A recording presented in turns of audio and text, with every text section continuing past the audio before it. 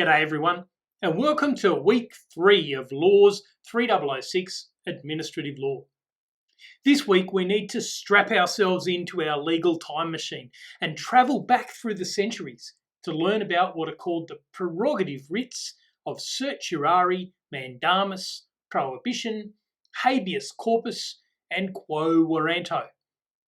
Like so much of our law, administrative law traces its roots back through the centuries. And the only way to properly understand it is to understand that history.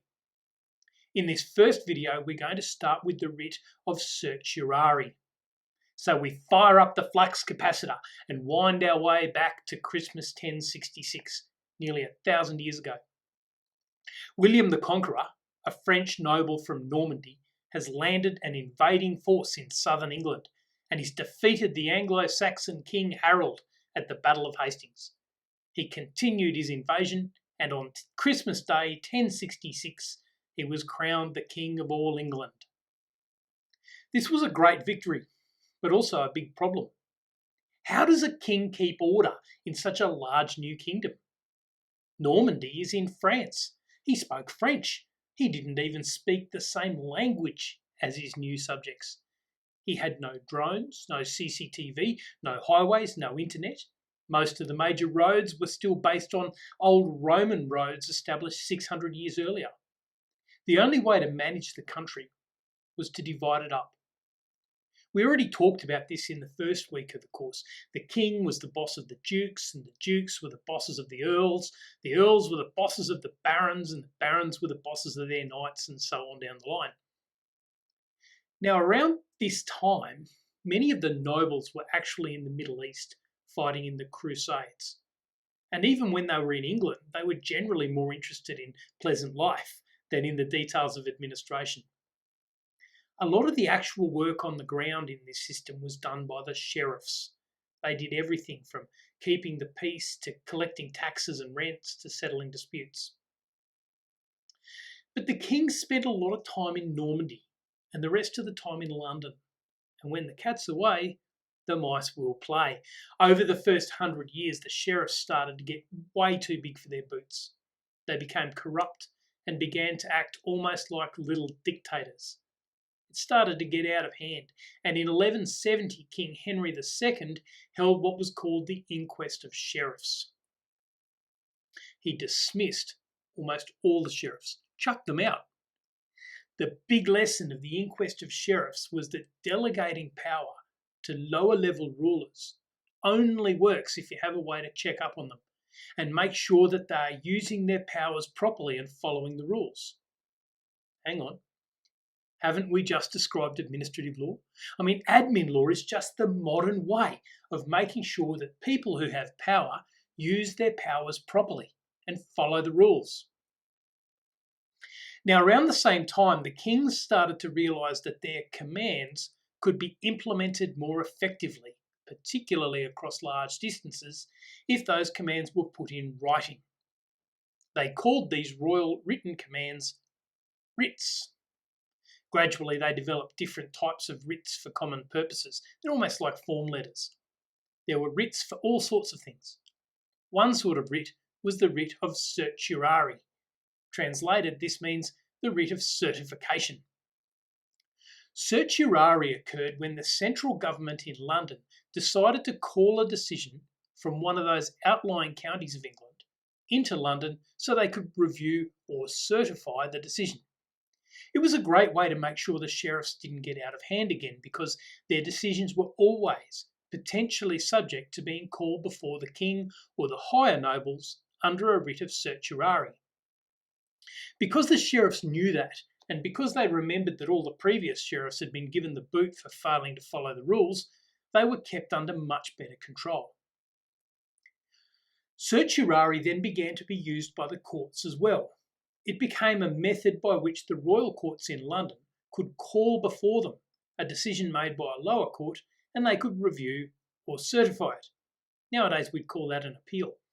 So a person who wanted the central courts to review the decision of an assize court, one of the more provincial courts, could apply for a writ of certiorari, and if the writ was granted, the case would be reviewed. In a case heard around 1560 called Hilton and Lawson, a dispute about the ownership of a parcel of land was taken before the Court of Chancery in Durham, which is located way up near the Scottish border. Durham is about 430 kilometres from London, not much by our standards, but a massive distance in the UK, particularly in 1560. Durham was a reasonable place to bring the action because the disputed land was in Durham. However, one of the defendants was described in the report as a diseased old man who lived in Middlesex, just near London. He was not able to follow his suit if the trial was held in Durham, and so the Court of Chancery in London issued a writ of certiorari to remove the trial to London. So initially, the writ of certiorari was all about keeping an eye on the decisions of outlying rulers by allowing for review of those decisions by the king or by others in the king's court.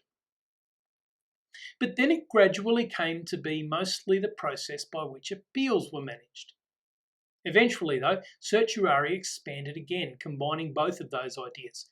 It became a writ by which a person could seek a review of a ruler's decision, and eventually a public servant's decision, by having that decision brought before the courts. Certiorari was therefore a powerful type of writ. It was the means by which a court could reach out to any other decision maker and demand the right to review their decision. It's the whole basis of administrative law. It says that nobody, well, other than the king back in the day, nobody gets to make decisions without the potential for some higher authority to review those decisions. When the common law was imported into Australia, the writ of certiorari came right along with it. So in 1862, in a case called Berry and Graham, a landowner near Shoalhaven in New South Wales was issued with a rates notice just after the municipality of Shoalhaven was formed. He didn't want to pay on the basis that when the proposal for the municipality was first made, the proposed boundaries did not include his land. If the proposed boundaries had included his land, well, he would have been able to do things. For instance, he could have objected to the inclusion of his land. He might have stood for election as one of the councillors and affected the level of the rates. He might have voted. But he didn't get to do those things because it was a surprise to him that his land was even part of this new municipality of Shoalhaven. He said that because his land was never part of the advertised boundaries of the municipality, the government of New South Wales should not have included his land in the municipality and he shouldn't have to pay rates. He was upset at the decision and he wanted it reviewed. He went to the Supreme Court in New South Wales and he applied for a writ of certiorari so that the court could review the decision. The court issued the writ, reviewed the decision, and found that the Municipalities Act did not give the government the power to extend the boundaries beyond those which had been applied for and advertised. The court therefore quashed the decision, and Mr. Berry did not have to pay rates. See how it works? A government agency made a decision. Mr. Berry felt the decision had not been made properly. He asked the courts to review the decision, and the court, by a writ of certiorari, called the decision before them. The court reviewed the decision, found he was right, and then reported back to the government that the demand for him to pay rates was unlawful. The little guy wins. Certiorari is therefore the historical foundation of administrative law. Certiorari says that if your rights or interests are affected by a government decision, you can have that decision brought in front of a higher authority to be reviewed. At the start, centuries ago, it made nobles accountable to the king. Nowadays, it makes decision makers accountable to the people. As you'll see as we go further through this course, certiorari has really been overtaken by statute now, but its spirit lives on. Normal citizens can still apply to have the decisions of public servants reviewed. Next, we're going to look at two more of those writs. They're called mandamus and prohibition. At least one of them has a sensible name, right?